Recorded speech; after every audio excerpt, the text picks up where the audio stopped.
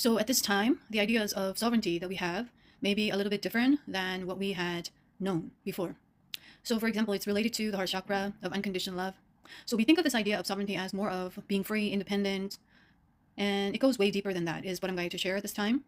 That it has to do with the energy of codependency that humanity has been living on in the age of survival. So for example, you are in a partnership or a marriage or some sort of relationship, for example. It could be like a boyfriend, girlfriend, wife, husband, and having children, having a family. It was all based on the energy of codependency, meaning that the reason why, on a subconscious level, that you have a wife, you have a husband, is that you don't feel alone. You don't feel lonely. That when you don't have the husband, you don't have the wife, you don't have the children, you don't have your boyfriend, you don't have your girlfriend, you're on your own. And in survival, that meant a lot of fear because you needed outside resources to survive, because of the environment, because of the energy frequency on Gaia, and so on and so forth. So we created this energy of codependency, and the energy of codependency is not something to be penalized at this time or negated or undermined or seeing it as more of a faulty, however it is, but to really understand where it's rooted from, where it came from, and how it served us in the age of survival. And it was kind of necessary for us to experiment. That's why we are here on Earth, to experiment, to experience, to integrate those experiences, right, as lessons, so we can grow, elevate, however you resonate with these terms. So at this time, that's how we've been.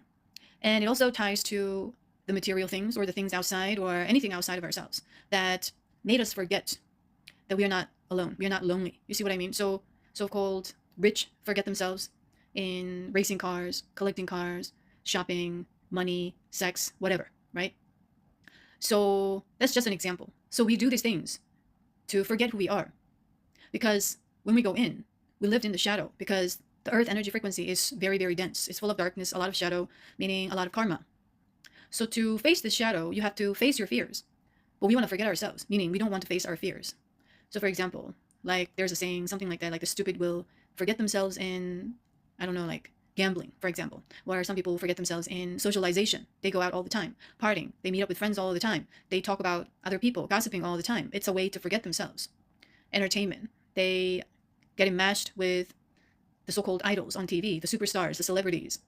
And then they end up being a stalker or some sort of, something of that nature, They want to be like them, and it creates a really toxic obsession. So all this is to, in a way, to forget who we are, meaning you are the light that can navigate through the darkness. But in so much getting used to living in fear and being in conditioned mind that it's going to imprison you, it's going to paralyze you, it's going to make you feel powerless, that you are a victim, right? That is all in the subconscious. It can scare the shit out of people, you know what I mean? So they hide. That's what we mean by forgetting who we are. So we are now in this process of remembering who we are. That is reclaiming our sovereignty. And sovereignty doesn't only mean independence, financial freedom, etc., so-called. It's more than that. It's deeper in that it has to do with healing your inner child, cutting karmic cords, learning all your lessons, elevating your mindset, releasing old burdens of emotional energies that you've been carrying, etc., so that you embody the energy of unconditional love, that you are becoming the source, meaning you are the God within. You are the source within. That's why you become resourceful. You know what I mean? You can create nothing. You can create something. It's all up to you. And you can transform nothing into something. That's why we are alchemical, we are magical, etc. It's all in you. And that's the ultimate goal, in a way, in human language sense. So we are working towards it right now with this ascension, that you are becoming source light. That's what we call ascension. You are connecting to the source that is within you and connecting that light through your monad, remembering who you are instead of hiding, wanting to forget who you are, feeling that you are lonely. That represents that you are tied to something outside of yourself, to not feel lonely, which is codependency. You know what I mean? So this whole world is created based on the energy. The government provides security for your homes at this time. You know what I mean? But that's not security, that's control. You see, the centralized powers, the centralized hierarchical structures that are embedded in every little thing that we are living under at this time is based on the energy of codependency.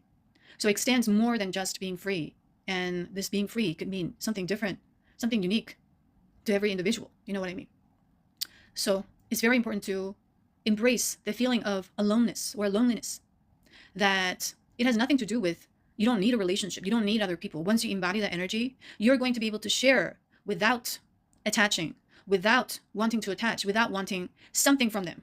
That's what we mean by sovereignty. At this time, we are living in opportunistic energies. Everyone basically holds that frequency to a certain degree. That's why old people who used to ignore you, not take you seriously, look down upon you. When you succeed, we look at all these celebrities on TV. The people from the past start to contact you, or they want to contact you. They want to come back in your life. Why? Because they want the juice. They want the tea. They want what you have for free. You see, that's the opportunistic mind. That's why they come back in with a smiling face, with words of apologies, etc., etc. But you know, it's not theirs to take.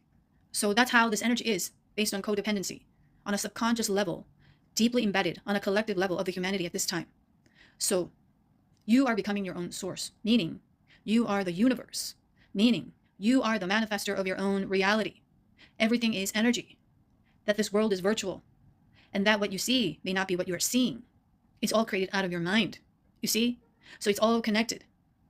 So if you're feeling lonely, if you're feeling depressed, if that no one's loving you, that you are abandoned, I get you. I've been there. I see you. We all live through it. And some people are still in it. But that doesn't mean you can stay there forever. You can create your own reality to get out of it. So-called turning your pain into your fucking power. You know what I mean? Because the pain was the victim in you, the ego, the avatar, the role that you were playing on earth plane with karmic energies and soul contracts. Now, when you step into your power, you are no longer in those karmic contracts, but you are becoming the source of your own. That everything comes from and within you. That's what we mean by that. And you are creating it from within and then sharing it with the world. And you're not asking anything for return. Meaning you're not forcing anybody, you're not demanding, you're not controlling, you're not manipulating, you're not deceiving. That's the energy we lived on and in the age of survival, in deep codependent energies of all forms. So now when you embody that, the reason why you have a girlfriend, boyfriend, family, children, wife, husband is not because you want something from them, but you are simply sharing everything that is abundant, the unconditional love, and the other person, the people around you who embody the same frequency, are reciprocating. That's what we mean by reciprocating. They're able to reciprocate. That's why all this so-called victim consciousness mindset is going on, right? They did me dirty, so I'm revenging. You're no longer living in that energy when you're ascending, or embodying the source light energy through your monad, ascension. You see what I mean? So that's why you become the light, meaning you have transformed your shadow. That means you embody both the light and the shadow. So understand how this all links together on a deeper level, and that one by one you will start to experience, realize more and more as you heal, as you work on yourself, as you focus on growth mindedness. You are going to realize, damn, that was what it meant. Now I get it.